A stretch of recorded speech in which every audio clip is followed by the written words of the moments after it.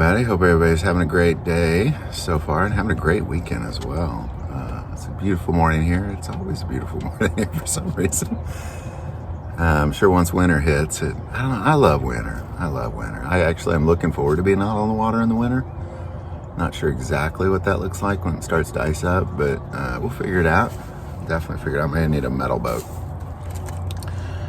Well, we're going to kind of keep rolling where we're talking as we see Jesus finish that trial at the Sanhedrin and we see Peter betray him. There's something that takes place right after them as they walk away with him to Pilate's house. There's something that happens that I've really never even heard anybody talk about it, to be quite honest. So we're going to talk about that. We're going to pick it up where we left off, just right where we left off on Matthew 26, starting in 27, starting in verse 1. When morning came, all the chief priests and elders, the people took counsel against Jesus to put him to death. When they had bound him, they led him away and delivered him to Pontius Pilate, the governor. So here's kind of what I think is very significant about what just took place there. Is if we go to John's version of this same thing, if we look at John in 18, starting verse 28, and they led Jesus from Caiaphas to the Praetorium. Now Caiaphas was the high priest, that was his name, and the Praetorium is the house of a governor's house, essentially a Roman governor's house. And they led Jesus from Caiaphas to the Praetorium, and it was early morning. But they themselves did not go into the Praetorium, lest they should be defiled, but that they might eat the Passover. Now, when I read that, I realized that here they are. They're essentially bearing false witness against a man. They've sought to murder him since before even false witnesses came forward. Like, it's been in their hearts, and their planning has been to murder him. They even paid money for him to be captured before the trial. It wasn't even a trial. But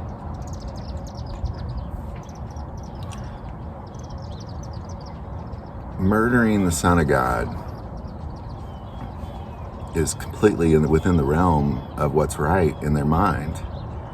But yet, going into the Praetorium during Passover, that is not okay.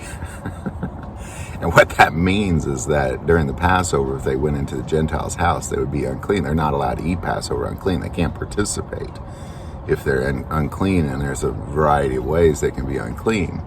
One of them is going into a Gentile's house. So they literally won't go into the Gentile's house, the governor's house,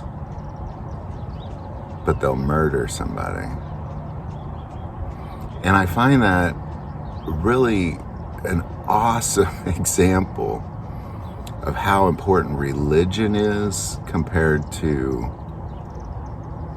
the true relationship with God. Like, to people that is so important to them, the religion aspect of it, the building itself, making sure we sing the right songs, making sure that we have the right programs for people to stay, making sure that we have a women's group and a kids group, and making sure it's all religion. And it's so important to people that they lose track of who they even are in God. If Caiaphas knew who he was in God, he should have been ushering in Jesus Christ with celebration. Kind of like they did with the donkeys, but into the temple. Now, of course, that wasn't the plan for Jesus. Always go back, the plan was always to die, and we'll see that when we talk about this conversation he has with Pilate. And really, every conversation he's had about this topic has really realmed, well, my time is to die. My time is now. The betrayer is at hand. My time is now. And just over and over again saying, my time is now. But religion is so important to people. I think that I've actually seen people really kind of worship a church itself. And that's really what these people are doing here in this moment, is they won't go into Caiaphas. We're on our way to murder the Son of God, but we don't want to enter into a Gentile's house because that might make us unclean and we won't be able to participate in the Passover.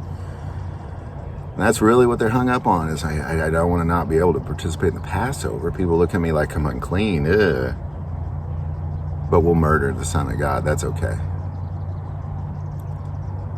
An innocent, sinless man. We'll murder him. That's okay.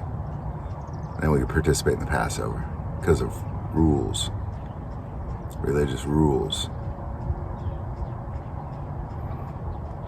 And I've seen people worship buildings, not just the building itself, but just everything it entails. There's just got to be about that building. And that, their favorite pastor who preaches so good, and the best music, and that stuff's so good. Got to protect that. Make sure you guard over that fiercely. Make sure nobody touches that $25,000 guitar. Guard over it. Make sure our smoke machines are working and nobody's messing with them.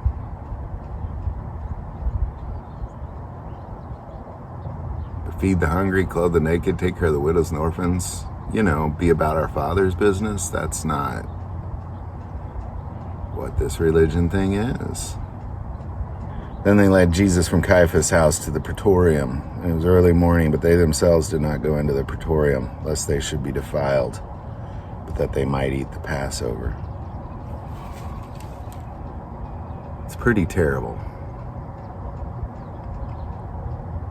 And I think if we were to just open our eyes, our spiritual eyes for a moment,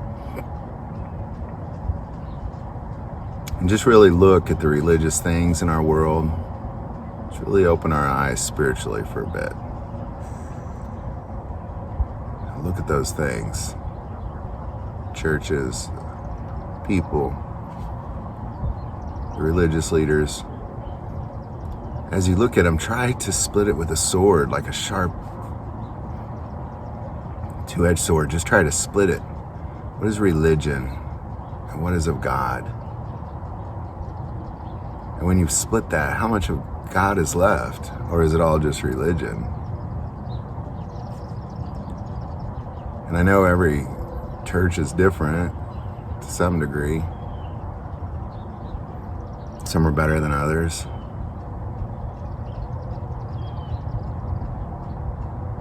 I went out, well, I'm going to talk about this, but I went out to help Joe and the prisoners deliver food yesterday. And there's a group of church members that are there always volunteering. I finally asked them, what's your church about? And they're like, this, feeding hungry people. And he just smiled, just happy about it. Said something effective, I want to be a sheep, or I want to be a goat. People are some people get it, And then on the way to deliver food, I drove past I don't know how many times on a Saturday out delivering food, and I drive past the biggest church maybe I've ever seen in person. Just empty. 0 to 1 cars in front of it every day except for Sunday. It's religion versus being about your Father's business. It's a huge difference. Huge difference.